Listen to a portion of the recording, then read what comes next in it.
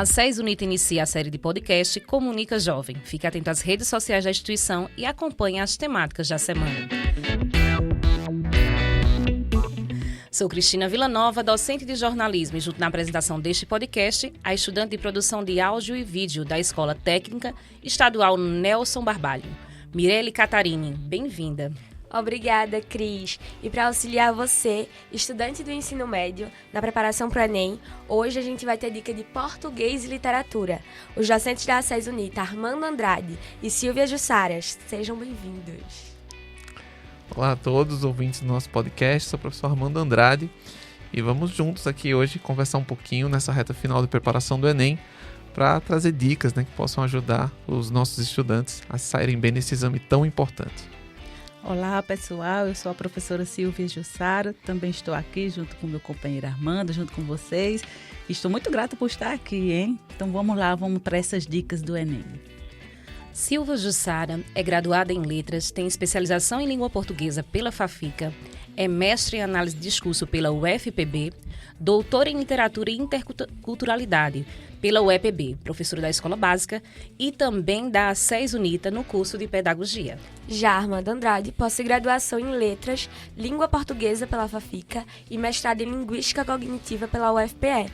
Foi professor de redação no ensino médio por 8 anos e há 15 trabalha com as disciplinas ligadas à linguagem e produção de texto da SES Unita. Então vamos conversar, um pouquinho sobre as dicas do Enem. Agradecemos, o convite de vocês, a aceitação do convite de vocês, e iniciarmos, a nossa série Comunica Jovem, que vai estar nas redes sociais da SES Unita, no YouTube, nas plataformas de áudio também. Então, você tiver alguma dúvida, pode colocar no comentário, pode deixar um recadinho pra gente que a gente vai responder, tá bom? Quando se fala em Exame Nacional do Ensino Médio, a gente já pensa, no Enem, E na preparação para o ensino superior. Quais são as dicas para motivar estes alunos nesta preparação? Posso começar? Fica à vontade, fica à vontade. Eu imagino assim, na cabecinha do jovem, como nós já fomos jovens, as expectativas que vocês criam em relação ao ensino superior, à vida adulta, não só em relação ao Enem, mas também o pós-Enem, na universidade, o trabalho, as expectativas profissionais de modo geral. E aí eu fico pensando assim, é interessante que você faça uma análise de si mesmo, uma autoanálise em relação às suas experiências, às suas preferências, o que é que você gosta de fazer, o que é que você não gosta de fazer, as suas habilidades, É interessante pesquisar. Eu gosto muito de linguagem, gosto de falar, então gosto de escrever. Então, de repente, o jornalismo poderia ser um curso. Então, pesquisa sobre o curso, pesquisa campo de trabalho, o mercado de trabalho do curso. As instituições, as melhores instituições que possam suprir suas expectativas. Eu acho que é interessante pensar nisso, mas também olhar para si e ver o que é que eu me identifico, o que é que eu gosto de fazer. Eu, por exemplo, gosto muito de escrever e de ler. Então, o meu primeiro curso lá atrás foi jornalismo. Mas aí, infelizmente, não deu certo, meu pai não deixou e eu terminei caindo na área de letras, mas me apaixonei por letras e, assim, valeu a pena. Segue até hoje, Sigo até hoje. Em relação a, um recado inicial para os jovens, que estão aí se preparando para o Enem, eu acho que a gente pode resumir a prova do Enem hoje em dia a leitura e interpretação.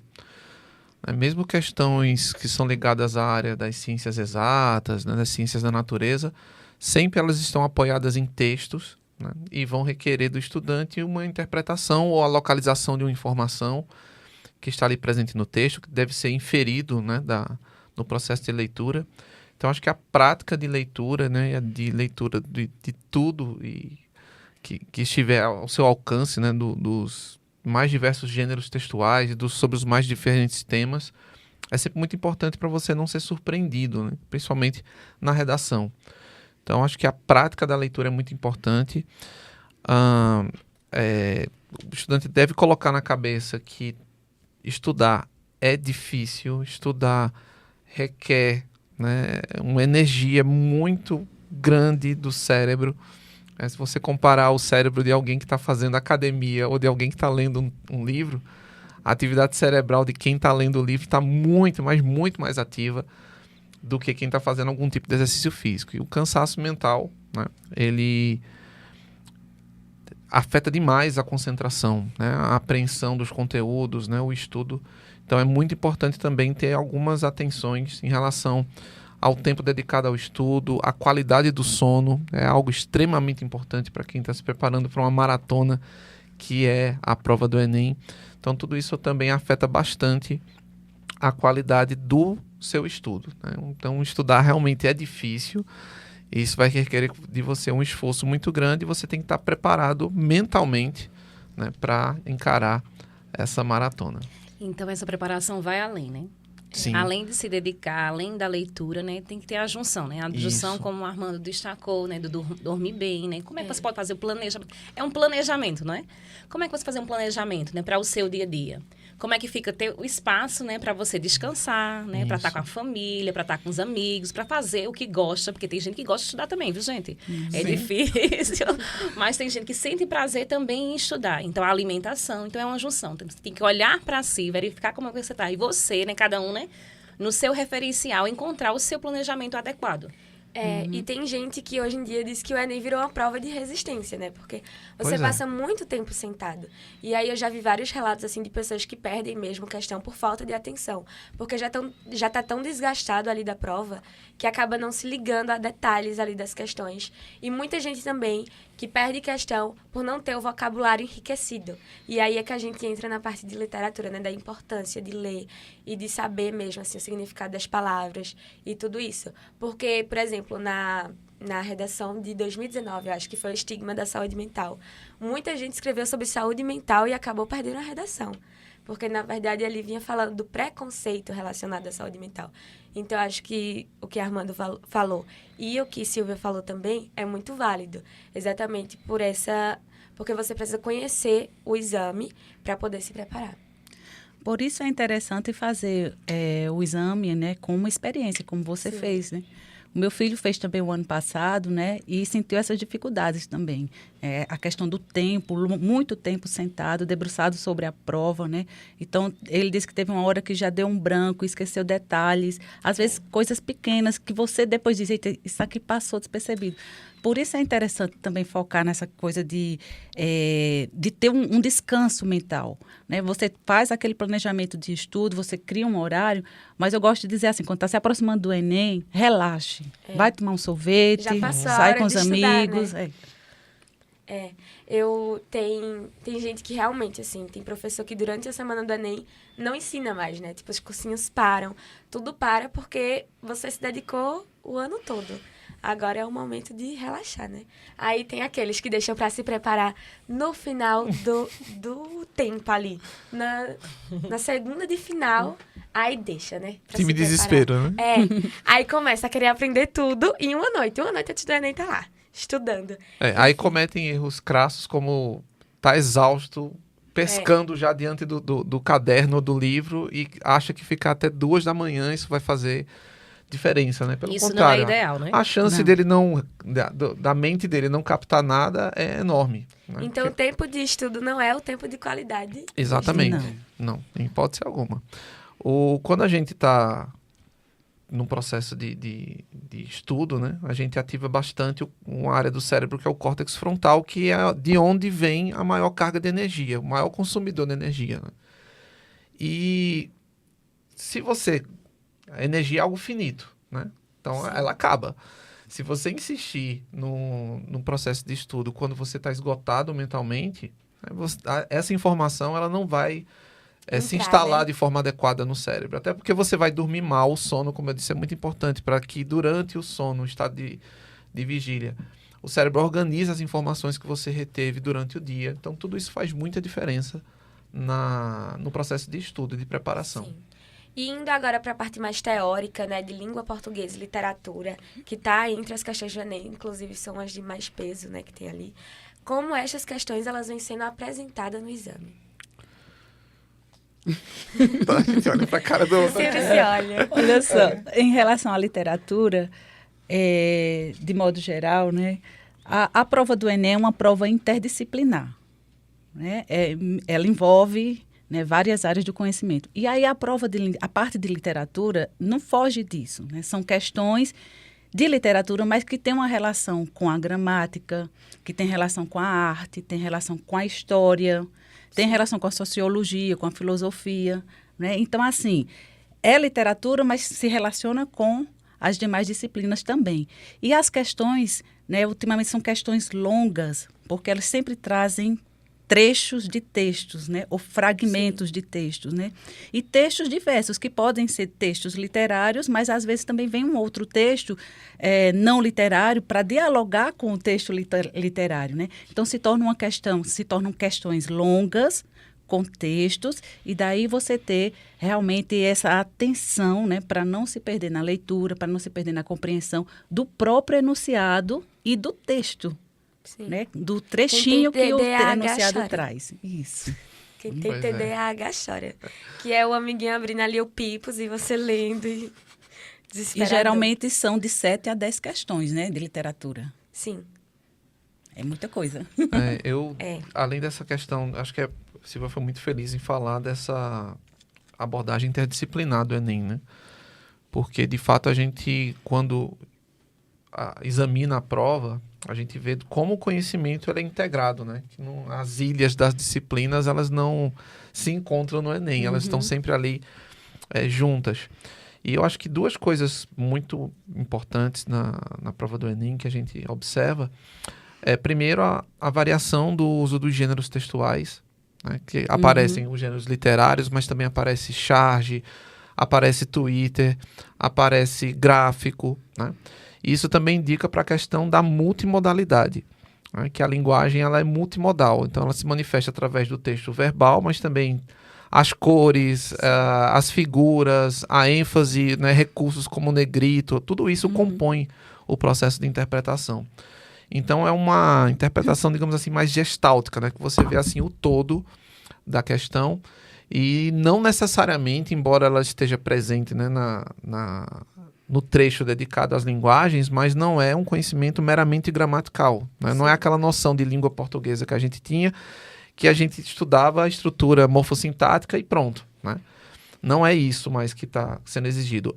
Mas é muito além disso. É como a linguagem se manifesta nas práticas cotidianas. Então, por isso a importância do estudante se preparar lendo os mais diferentes tipos de gêneros textuais. O estudante ele tem que estar muito antenado, não é isso? Isso. Com a sua realidade, né? A sua realidade regional, nacional, né? Mundial, né? Com a atualidade. Com a atualidade. Eu ia falar isso agora. Né? E prestar atenção nesses enunciados, porque muitos estudantes reclamam, não só, né, estudantes do ensino médio, mas estudantes de graduação também, em relação ao entendimento do enunciado. Sim. Né? Então, o que estamos precisando para se voltar? Por que está acontecendo algumas dispersões? O que vocês acham? Eu acho que isso tem a ver muito com a velocidade das informações e das redes sociais, né? A gente, queira ou que não queira, a gente praticamente hoje interage, né? Às vezes até no mesmo ambiente, estando todos no mesmo ambiente, a gente acaba interagindo pelas redes sociais. E por questões até de espaço e de uma... a gente não entra numa rede social, por exemplo, para assistir um filme, né? Que exigiria um tempo de dedicação, né? A gente vai assim passando a tela, então tudo é muito rápido. A gente não se atenta a detalhes, não se atenta a instruções. Eu acho que todo mundo aqui já deve ter visto algum tipo de meme ou alguém que compartilhou nas redes sociais. Tipo assim, alguém que anuncia, tô vendendo o brownie, o valor é tanto, você entra em contato assim, eu entrego dessa forma. Aí alguém pergunta embaixo, quanto é? Qual o valor do brownie? Porque olha assim a figura, não lê o texto, sabe? Então, essa dispersão, essa falta de... não vou dizer que é de atenção, mas é um tipo de leitura que as redes sociais acabou fomentando, que ela é muito rápida e descartável. Você não consegue captar, né? Porque logo depois alguém já quer publicar outra coisa, tem uns horários em que as publicações são mais produtivas, né? E você quer acompanhar tudo. Eu acho que o estudante que se prepara para o Enem, ele tem que ter essa atenção de que a prova do Enem não é a tela do celular. Né? Muito bom, beleza. Isso foi ótimo. E que ele precisa, de fato, né, ler atentamente. Vocês acabaram de citar atualidades, né? Então a gente teve alguns episódios recentes como a guerra da Ucrânia, agora o falecimento da rainha. Para poder entender isso, não basta só ler a manchete, né? Ou alguma outra coisa que alguém compartilhou. É de fato se debruçar sobre aquela matéria, ler atentamente. Hoje, os textos no ambiente virtual, eles são hipertextos, então ali, às vezes, dentro do próprio texto já tem uma palavrinha que tem um link que você clica, já explica o que é. Então, você tem como fazer uma teia de significados de forma instantânea, agora desde que você se debruce sobre aquilo. Acho que a gente não pode tratar o toque na tela, né? Resumir a leitura ao toque na tela que vai passando. Não pode ser tão superficial quanto a superfície do celular. Você tem que, de fato, ler atentamente, né? E, a partir daquilo ali, fazer inferências, conferir com o que você já sabe, confrontar com outras opiniões, né? A gente, nesse tempo de polarização, tem muito essa questão de ter uma posição e defendê-la a todo custo, né? Isso é um empobrecimento argumentativo enorme que, por exemplo, impacta diretamente na redação. Então, acho que ter essa postura de, na preparação do Enem, não confundir com o que a gente faz no dia a dia, né? Com o celular e etc., é um diferencial. Então, a gente destacou a interpretação de texto, né? Independente da disciplina, não é isso? Tem que saber interpretar, tem que ficar, né? Atento, tem que ficar atenta. Uhum. E nesse caso, assim, saber interpretar não é uma coisa fácil, não, né? Isso é também exercício contínuo, né? Exercício de leitura, né? De tentar compreender o texto que leu, né? Se perguntar, né? Sobre o que eu li, sobre o que esse texto fala, né? Qual é o assunto principal, quais são os assuntos periféricos desse texto. Sim. E lembrando, como a Armando colocou, né? Tudo hoje é muito visual, né? Tudo é muito visual. Então, o estudante está muito assim, na rapidez desse visual, né? Mas não deixa de ser leitura também. O visual é leitura, mas é entender que a prova do Enem é escrita, né? Então, eu tenho que também parar para entender o que está escrito. Prepondera a linguagem verbal, né? Isso, né? Até os recursos visuais, eles têm um direcionamento para a compreensão através da linguagem verbal. Por isso a multimodalidade dos textos, né? Então, tudo isso é leitura e tudo isso é compreensão e interpretação. Mas essa interpretação precisa ser exercitada no dia a dia, interpretando o mundo à sua volta, interpretando os textos na internet, interpretando as leituras, né? Procurando compreender o texto. Porque interpretar precisa de alimentação temática. E eu acredito que usar o celular para aprender não é um erro. Não, só que hipótese alguma. Com certeza não. Só que aí ele vem para acrescentar. O que está acontecendo é que as pessoas hoje em dia substituem, né? Então, tipo, elas deixam de ler livros para poder se destacar ali e seguir o caminho pelaquela vida de TikTok, pelaquela vida de Instagram, pelaquela leitura de Instagram. E aí, o erro é substituir, não acrescentar. Exato. E não que não seja inadequado, eu acho que até para os momentos necessários, né? Já que a gente, de alguma forma, acabou mergulhando nesse ambiente também. É bom, eu acho que existem, por exemplo, canais do YouTube e TikTokers também que trazem dicas muito boas sobre alguns temas, né? Mas você tem que entender que são dicas, né? Elas não substituem a necessidade de você se aprofundar naquilo e de dedicar um tempo qualitativo para estudar aquelas temáticas. Então é muito bom, às vezes é uma dica de um youtuber ou de alguém da rede social que faz você, na hora da prova, lembrar daquele tema. Agora, o que vai ajudar você a responder corretamente é a preparação adequada para enfrentar aquela temática, né? Então, essas dicas vêm como mecanismos de fazer você lembrar o que você estudou bem estudado, né? Não é uma substituição. Sim. E falando em estudar, né? Existe uma melhor sequência de estudar os assuntos de português, de literatura? Como começar? Olha só, em literatura, né, eu sempre digo assim, é bom começar da atualidade, né? Então, conhecer as escolas é fundamental. Mas começa da escola mais próxima de você, então começar pelo modernismo, começar pela contemporaneidade, né? Aí depois você vai né? Voltando lá ao realismo, vai conhecendo as demais escolas, né? O romantismo, né? Porque, na verdade, o que mais cai no Enem, né? São aspectos da modernidade. Então, da escola moderna, da escola contemporânea, as coisas que estão sendo produzidas hoje, né? As obras que estão sendo produzidas hoje, mas a modernidade também, né? Especificamente a modernidade, porque as obras dessa época, elas falam do homem atual, né? E o estudante vai praticar o Enem, vai fazer o Enem hoje, né? Então, essas obras estão falando dele, né? Então, é interessante ele entender esse movimento, né? De que a literatura, de certa forma, ela representa a obra, né? Apresenta a ideia que se tem daquela época. Então, é interessante ele partir da própria época para depois ir lá, dar uma olhada lá atrás. Sim. E a respeito da língua portuguesa mais, né, restrita, não na manifestação através da literatura, continua sendo muito importante o estudo de gramática, né, não no sentido apenas de decorar as regras, mas de você ter uma compreensão da função dessas estruturas gramaticais dentro da oração, né? Então, estudar de fato a morfossintaxe, né? Saber a qual classe gramatical as palavras pertencem, mas perceber também qual a função que elas ocupam dentro da oração. Tem um tópico de gramática assim, que eu acho que nenhum estudante do Enem deve deixar de se dedicar com muito afinco, que são os períodos compostos, tanto por subordinação quanto por coordenação, porque tanto pegando, por exemplo, um gênero como o conto, né? O conto é um gênero que ele não tem um caráter argumentativo. Ele pode até trazer alguma lição de moral, alguma coisa, mas a função da tipologia dele é narrativa.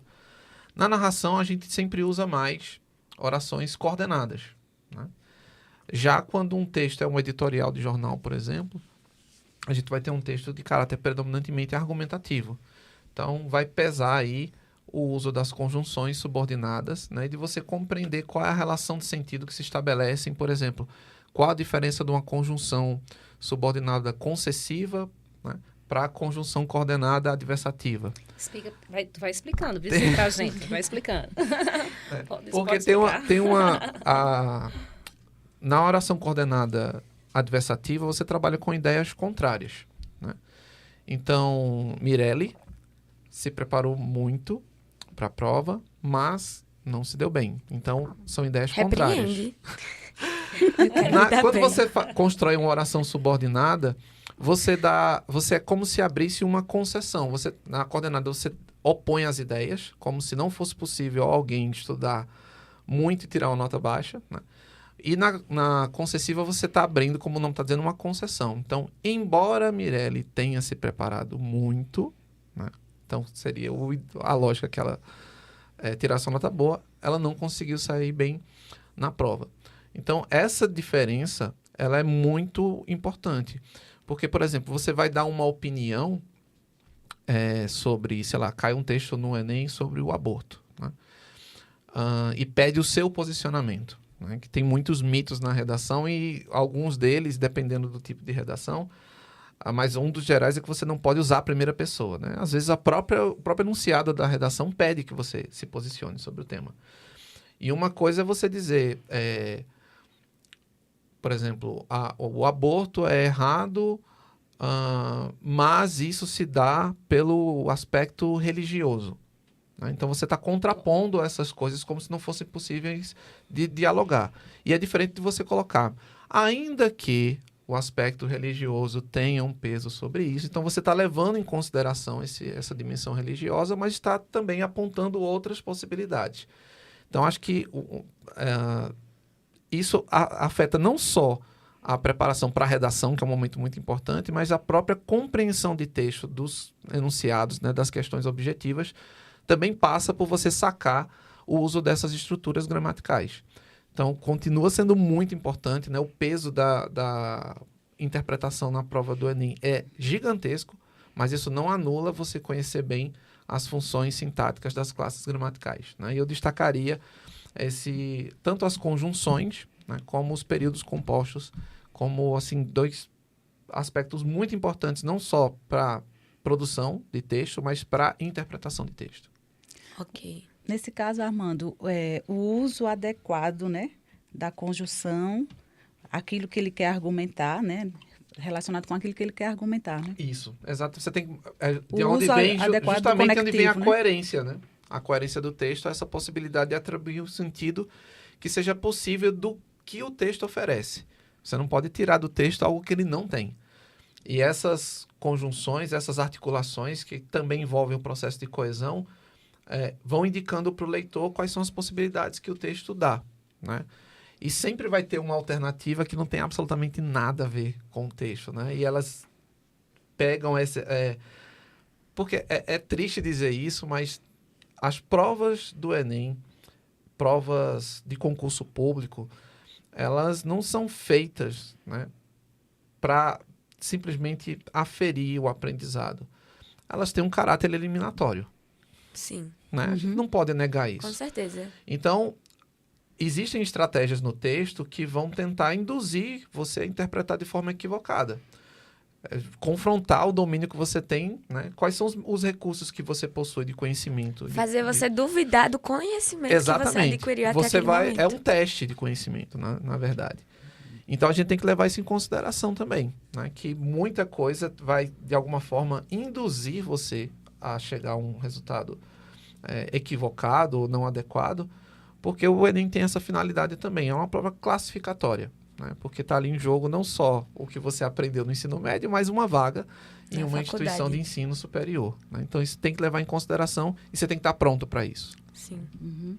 Em literatura, né, não deixando de falar também que sempre Machado de Assis vai estar lá, né? Ou Clarice Lispector, ou Lígia Fagundes Telles, Amo né? Clarice. Sempre, quando não cai uma, cai a outra. Ou, às vezes, até as duas juntas, né? Então, são questões que, de certa forma, vão envolver também a época literária em que elas viveram, o que elas produziram dentro dessa época, né? Como o Machado de Assis, por exemplo, no realismo. Então, é interessante o aluno perceber também, entender, de forma geral, o que é que aquela escola, né, significa, né? Sim. Qual diz? Aproveitando para entrar no assunto de escola, já aqui introduzindo, quais são as escolas que mais caem mesmo? Você falou do modernismo ali, mas aí essas mais antigas vêm também. O realismo, né, como Machado de Assis, né, Sim. geralmente cai no Enem, né, ele faz parte da escola realista, né, naturalismo e realismo, né. Então, às vezes também cai Aloysio de Azevedo, que também é naturalista, né, as escolas são o mesmo período, né, naturalismo e realismo, mudam apenas algumas características entre obras, né, mas aí é entender que o barroco também já caiu, questões do barroco, que é uma escola lá atrás, né, de 1600 e pouco. Então, assim, o modernismo é, de fato, a escola que mais cai, e a contemporaneidade, mas não deixa de ter relação também com essas outras escolas. Então, é interessante que o aluno faça esse passeio panorâmico e literário pelas escolas, pelas obras mais importantes, né, pelos escritores e autores dessas escolas, e entender filosoficamente o que é cada escola, né? Que ela representa a ideia de homem, de sociedade Sim. daquela época, né? Então, por exemplo, o Machado de Assis vai ser muito irônico, né? Por quê? Porque ele traz nas suas obras uma crítica social àquela sociedade da época, mas o que não deixa de conversar com a sociedade atual, né? Então, a literatura, ela marca, as escolas marcam um tempo, mas não é um tempo estanque, é um tempo atemporal, porque a sociedade da época dialoga com a sociedade atual, né? O homem da época não deixa de ser o mesmo homem hoje, com outros aspectos, claro, com outras, né, em outro momento, mas é o mesmo homem, são os mesmos questionamentos, as mesmas expectativas do eu. Então, elas se dividem, a literatura se divide em escolas, mas elas são interligadas, né? E são atemporais, porque elas dialogam uma com a outra. Nós dialogamos com o homem do passado e, sucessivamente, com o homem do futuro. E aí vem muito daquilo que você falou da prova ser interdisciplinar, né? Sim. Porque o Enem não espera só que a gente saiba o que Machado de Assis falou, mas a época em que ele viveu, o contexto daquela obra. O contexto histórico. É por isso que são tão interligadas as questões de literatura com sociologia, com filosofia, né? Às vezes até com geografia. Eu lembro de uma questão... Isso, até com geografia. De Os Sertões, né, que narra sobre a Guerra de Canudos e como estava ligado à geografia do sertão, né? Então, através daquela descrição, a questão fazia perguntas ligadas ao conhecimento de geografia. Então, acho que a literatura ela é muito rica porque ela consegue, de alguma forma, fotografar, né, os momentos.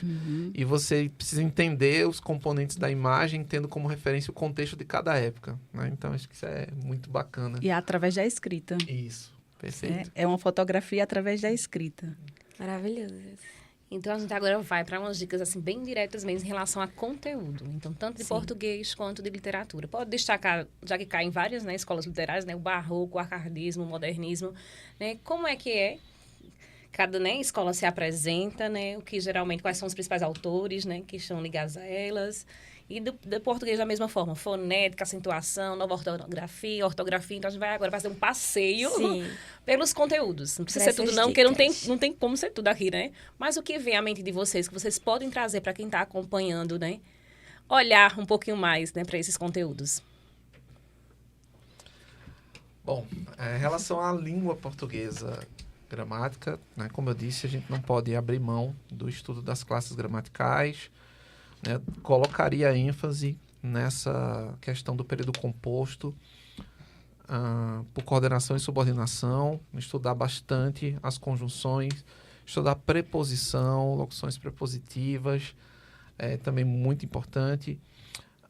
Ter clareza sobre os tempos verbais, porque você vai ter que lidar com textos, né, que são narrativos, argumentativos, então verificar o posicionamento do autor e das circunstâncias do texto através dos tempos verbais. Uma coisa que tem caído bastante também, de forma recorrente, é a questão da variação linguística, né? Tanto as variações por classe social, variações regionais, né? Os sotaques, as expressões que são idiomáticas de cada região do Brasil, e também chamar a atenção para a variação linguística na escrita. Porque a gente precisa lembrar que a gramática normativa, ela padroniza a linguagem escrita, né? Mas não significa que é a única forma de escrever, né, utilizando a linguagem. Sim. Então, por exemplo, qual seria a graça se a gente abrisse um gibi do Chico Bento e ele tivesse escrito em linguagem padrão? Como é que a gente ia achar graça? Como é que a gente ia até criar na mente, né, a voz do Chico Bento pronunciando as palavras daquele jeito? Identificar mesmo, né, também. E a gente tem algumas manifestações, como, por exemplo, no rap, no funk, né, que volta e meia essas letras aparecem, então trazem outras formas de se grafar as palavras, inclusive muito mais próximas do registro oral, né, desses grupos sociais, dessas regiões. Então, é bastante importante ficar atento também a essa questão da variação linguística e perceber que, dentro desse processo de construção de significados, o contexto tem um papel enorme, né? Então, é muito importante a gente identificar, por exemplo, a letra é um funk, né? Então, é muito provável que nessa letra apareçam gírias. Gírias são o emprego de palavras que adquirem um significado totalmente diferente naquele contexto. Então, situar o texto do ponto de vista histórico e contextual, identificar quem são os autores, né? Então, tudo isso são estratégias que ajudam bastante nesse processo de preparação. Então, eu continuo destacando, né, que o estudo da gramática é essencial, ter essa consciência das várias manifestações de linguagem, né, que a gente não só tem um único jeito de falar e de escrever correto, pode ser mais, né, bem aceito socialmente, mas a gramática não está muito preocupada com isso, né? Eu estou falando da gramática, nossa gramática interna, né, nossa gramática mental, que é o que a gente quer se comunicar. Então, ter muita atenção com esses usos concretos da linguagem. E destacaria, além disso, o estudo, por exemplo, de alguns conceitos clássicos da gramática, como as funções da linguagem. Ainda cai bastante, né? Embora exista uma crítica em relação a esses conceitos, porque não necessariamente a gente se comunica do jeito que as funções da linguagem, né, definem o processo de comunicação, mas ainda são textos que que caem, que requerem o conhecimento das funções da linguagem, das figuras de linguagem também, né? Daquela boa e velha distinção entre denotação e conotação, né? De que as palavras, justamente, né? Quando você pega a letra de uma música caipira, né? Que tem lá o uso de algumas expressões, algumas dessas expressões vão ganhar outra conotação, né? Em função do contexto. Então, se preparar bem para essa questão do dinamismo dos usos da linguagem. Acho que o Enem tem priorizado a construção de questões de língua portuguesa que estão atentas aos usos da linguagem, em situações concretas da linguagem. Por isso que ela é tão integrada. Não são mais regrinhas, então? Não. Como eu coloquei aqui, ortografia, não sei a acentuação. Não, isso aí a gente precisa sempre estudar, né, para poder... eu lembro muito de uma questão bem interessante, eu não vou lembrar agora exatamente do conteúdo, mas era uma foto de uma sapataria e eu lembro que era... Aí a pergunta era justamente essa, se era papalha ou papalia. Para responder isso, você tinha que saber quais são as regras de acentuação das paroxítonas. Então, cada alternativa que tinha na questão era testando seu conhecimento através das regras de acentuação. Então, a pergunta era mais ou menos assim, qual é o nome, né? Como se pronuncia o nome da sapataria? Se estava faltando um acento ou não. E aí você tinha que saber as regras de acentuação, né, das paroxítonas. Então é isso, são sempre usos concretos, né? Então aparecem placas, né? Até os conhecimentos gramaticais, eles estão sempre aplicados a situações concretas do seu dia a dia. Então não anula a necessidade de você estudar as regras, mas mais importante do que você decorar as regras é você saber como elas se concretizam nos usos do dia a dia. E aí nos usos dos textos, né? Porque como você falou, Armando, as figuras de linguagem, as funções da linguagem, né? Elas estão bem presentes no texto literário, né? Então, o texto literário é repleto de conotações, né? De figuras, né? Então, é interessante o aluno também relacionar as figuras... falando de Machado de Assis, né? O uso da ironia. O uso da ironia. Presente, né? na obra Exatamente. de Machado. Então, assim, é interessante o aluno saber isso como você colocou, na prática do texto, né? No uso do texto. E quando eu falo texto, não só o texto verbal, o texto escrito, mas o texto também na fala, né? A nossa fala também é um texto, né? O oral, né? Também é um texto. Mas aí, se tratando, assim, do que eu poderia dizer que, em relação às escolas, né? Se a gente for começar pelas escolas lá do início, são muitas escolas. Então, eu vou tentar fazer, assim, um resumão, tá? E em relação à literatura portuguesa brasileira, né? No que diz respeito ao Brasil, né? As produções do Brasil. Porque eu acho que quase não cai mais nada em relação à literatura portuguesa, né? Camões, por exemplo, já não cai mais no Enem, né? Pode até ser que caia, né? Mas é mais difícil. Então, em relação à literatura portuguesa produzida no Brasil, a gente tem diversos períodos. Então, a gente tem um período lá atrás, logo após o descobrimento do Brasil, que é o quinhentismo, e que a gente tem ali as produções feitas por portugueses, mas no Brasil, né? Então, por exemplo, o texto da Carta de Caminho, né, é um texto que até hoje se discute, é literário, não é literário, mas tem ali aspectos que podem ser também trabalhados dentro de literatura. Então, seria talvez a primeira produção literária em solo brasileiro, mas ainda não por brasileiros, né? Então, a gente vai ter, de fato, escolas sistemáticas, mesmo escolas literárias, que aí a gente fala da história da literatura e não da literatura mesmo, né? Quando a gente está falando dessas escolas, a gente está falando da história da literatura, como a literatura cresceu e desenvolveu aqui, né, no nosso país. Mas não é uma crítica literária, não é se debruçar sobre o texto e, né, trabalhar a crítica daquele texto, que eu acho que isso aí quase que realmente não cai no Enem, né? Então, o Enem pede mais mesmo que o aluno conheça essa história, né, a historiografia da literatura, os escritores, né, os principais escritores, né, as principais obras, principais datas, né?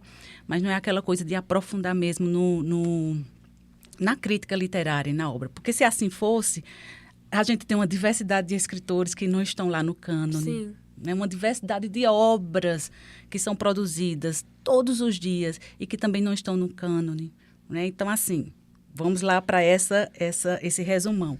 Então, a gente tem o Barroco, né, que também é uma escola, eu destacaria o Gregório de Matos, né, que é um poeta brasileiro, mas que ainda tinha muita influência de Portugal. Então, esses textos que são produzidos no Barroco são produzidos também aqui no Brasil, já no solo brasileiro, mas eles não refletem, eles não apresentam o nosso povo de modo geral, né? O povo brasileiro, porque tinha-se muita influência de Portugal. Então ainda era português, assim, o texto. Era um texto feito no Brasil por brasileiros, né? Porque o Gregório... Mas com influência de Portugal. Mas com muita influência de Portugal, né? Assim segue também... o Barroco, né? Traz muito... Eu acho que uma característica, assim, bem gritante no Barroco é a contradição, né? O paradoxo. Né? O Barroco ou é 8 ou é 80, né? Então, a questão dos exageros. E aí entram as figuras, né? Por exemplo, como a antítese. Sim. Né? Você vai do menor para o maior rapidinho. É aquela coisa do exagero, da tempestade no copo d'água, ou então, né, tá lá. Da hipérbole, né, também. Exatamente, né? Então, aí entram as figuras, né? E aí, depois, eu acho que a gente tem o arcadismo, que ainda é uma escola que também tem muita influência portuguesa, né? Principalmente do Bocage, que é um autor português, né? E essas influências aparecem no texto, né? Do arcadismo, né? Eu acho que eu destacaria também o texto de Marília de Disseu, né? Que é um poema em prosa, né? Com mais de 100 versos. E que nesse poema a gente tem, né? Características mesmo da poesia portuguesa, né? Do clássico português. Então, ainda é uma releitura. O arcadismo faz uma releitura de Camões, lá do classicismo, né? Então eu vou ter aquele rigor na métrica, né, do poema, o rigor nas rimas, né? Tentando trazer de volta, né, os conceitos clássicos para o arcadismo ou neoclassicismo, né?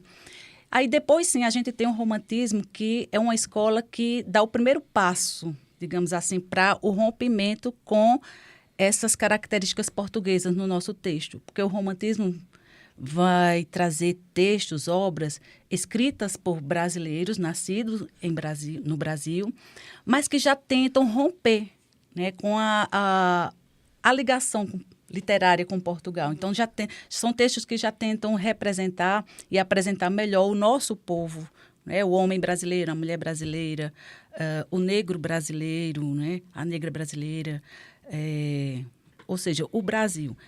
Agora, como eu disse, é ainda o primeiro passo, né? A gente ainda não pode dizer que o romantismo é, de fato, uma literatura totalmente nacional.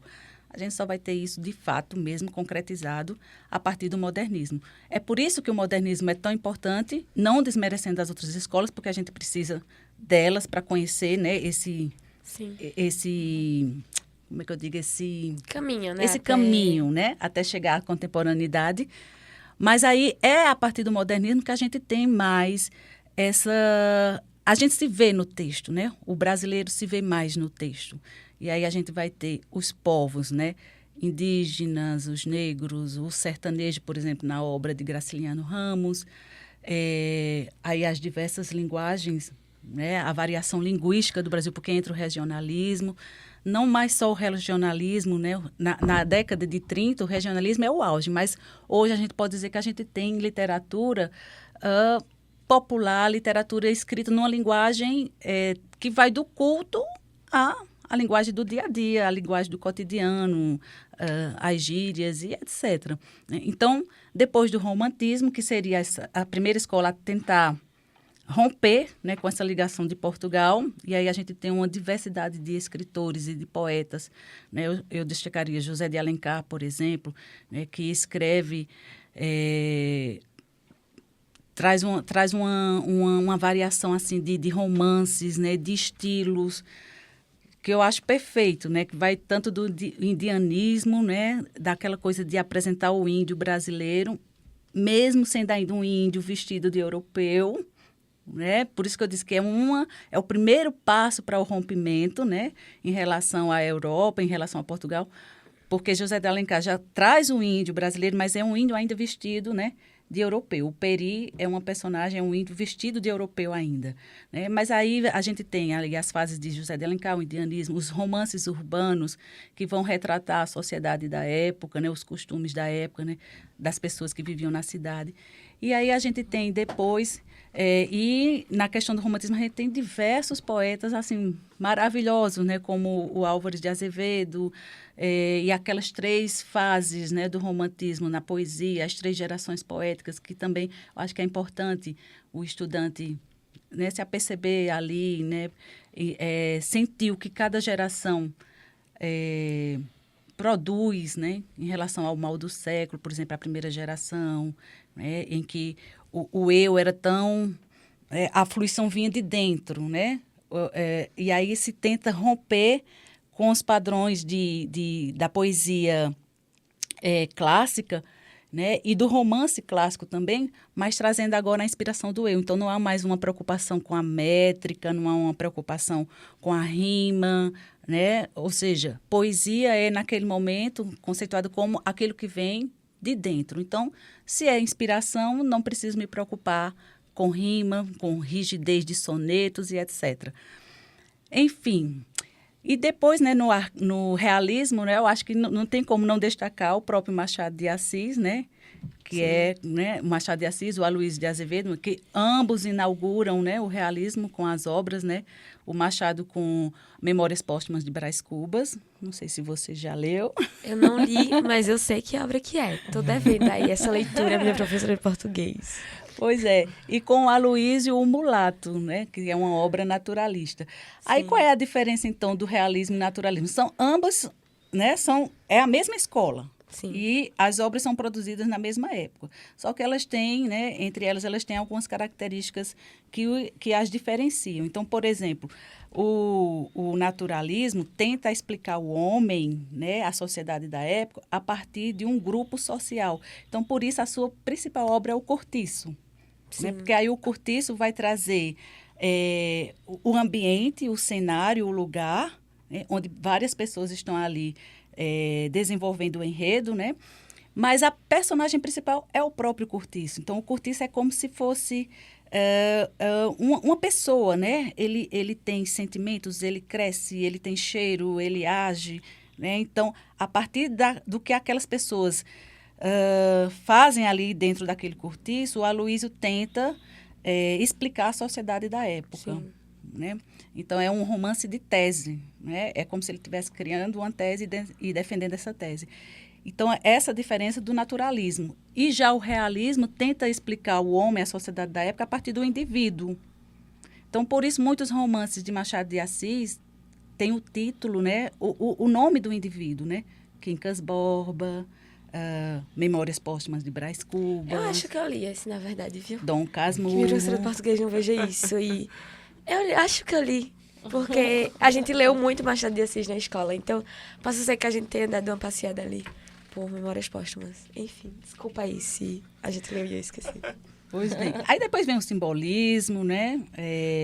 Aqui no Brasil tem um período também chamado de pré-modernismo, né? Sim. Que não é bem uma escola literária, né? Mas é um período bem significativo para a nossa história, né? Que é um período ali em que, assim, algumas revoluções, algumas greves, algumas revoltas sociais estão acontecendo, né? E que se tornam um período bem interessante. O livro que você falou, né, de Euclides da Cunha, Os Sertões, né? Ele é produzido nesse período, né, do pré-modernismo. E aí ele retrata, né, um Brasil que está passando por um momento de transformação, né, de mudanças. Né? E é uma obra que dialoga com geografia, história, que é estudada em diversas áreas do conhecimento, Sim. em diversos cursos. O curso de Direito estuda, né, faz a leitura de Os Sertões para poder também fazer análise. E Perfeito. Por aí vai. São muitas escolas. Acho que se a gente tivesse 2 horas aqui... E eu nem cheguei no modernismo, né? Porque aí, depois do pré-modernismo, a gente tem as vanguardas literárias, Sim. que elas são a base, né? São a influência mesmo para o modernismo, né? As escolas, os movimentos de vanguarda, né? Aí a gente tem o surrealismo, que eu acho que é algo que cai muito também no Enem, porque vai tratar da questão surreal do eu, né? O surrealismo, o dadaísmo e etc. Perfeito. Até chegar na contemporaneidade, né? Que é hoje, né? Sim. Muito bom mesmo. Mais algum destaque? Eu não poderia deixar de destacar a questão da leitura dos gêneros, né?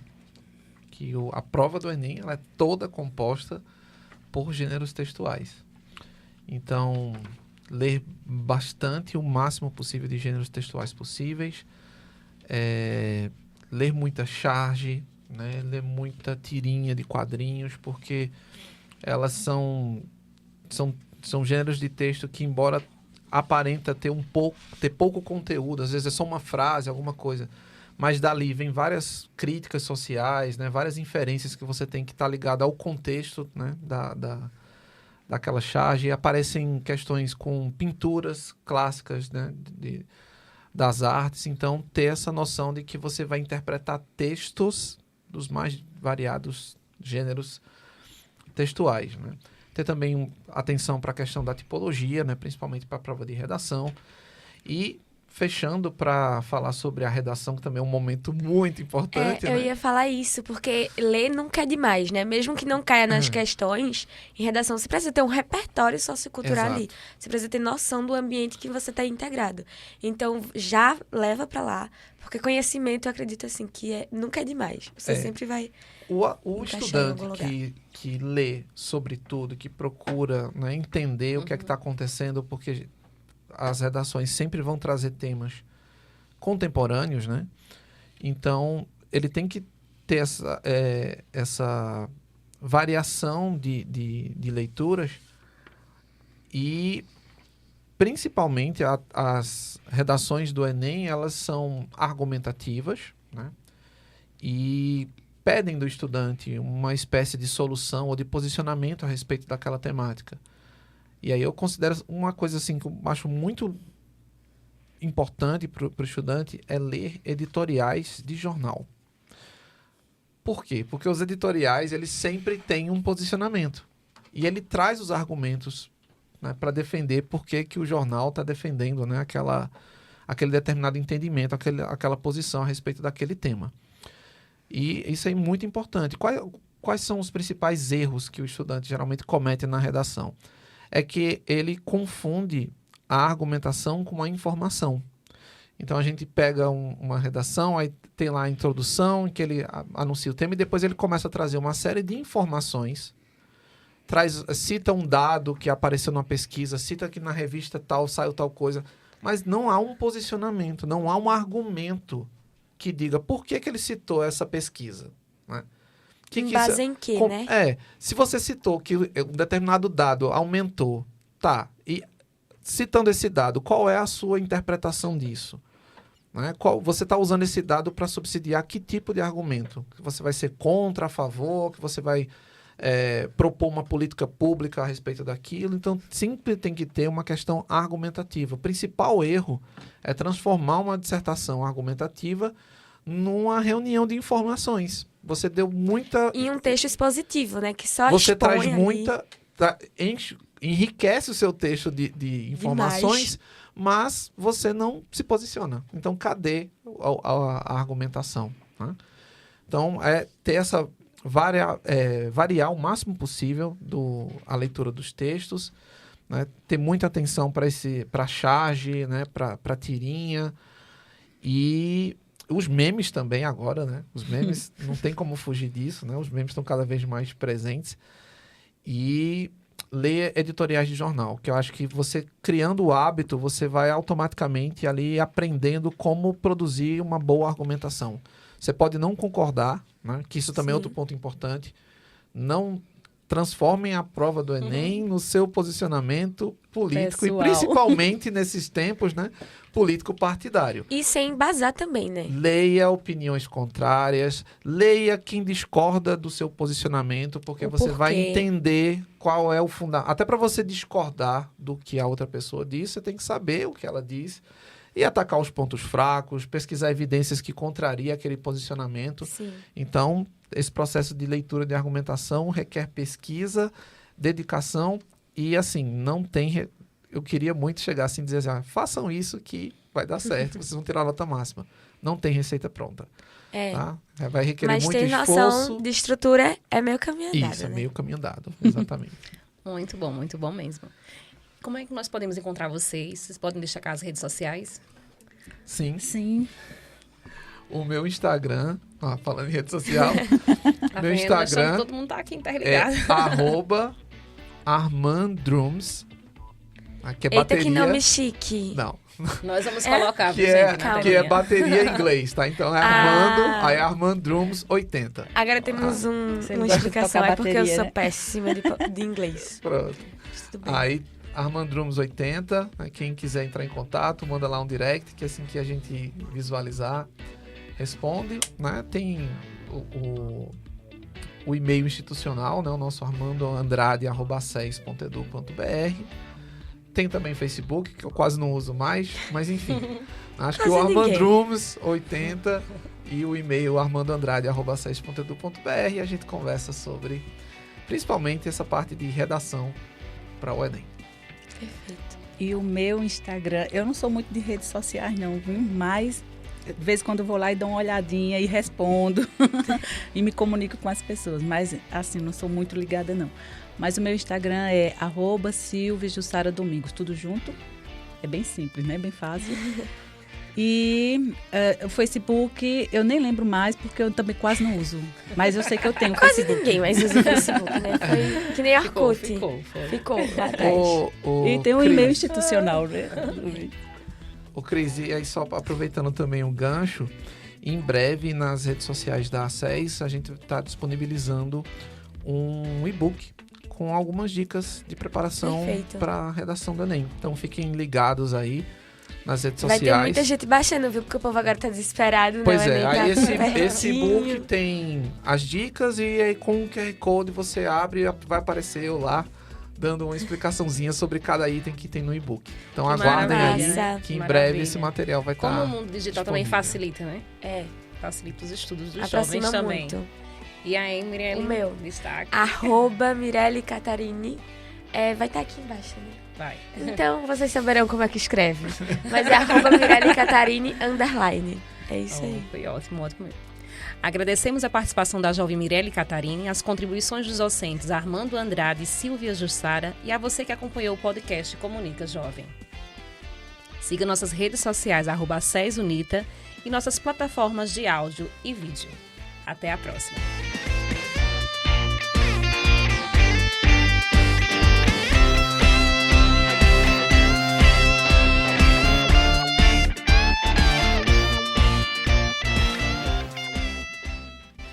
Série de podcast Comunica Jovem. Produção do Centro Universitário Tabosa de Almeida, a SES UNITA.